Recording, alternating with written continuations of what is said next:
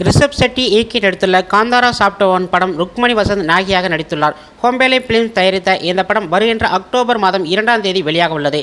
இதையடுத்து ஜெய் ஹனுமான் என்ற படத்தில் நடிக்கிறார் ரிஷப் செட்டி. இதை ஹனுமான் பிரசாந்த் வர்மா இயக்குகிறார். பிரசாந்த் வர்மா சினிமாட்டிக் யூனிவர்ஸின் ஒரு பகுதியாக உருவாக்குபவர். காந்தாரா சாப்டர் 1 ரிலீஸ் தேதியொட்டி ஜெய் ஹனுமான் படம் பற்றி ரிஷப் செட்டி பேசியுள்ளார்.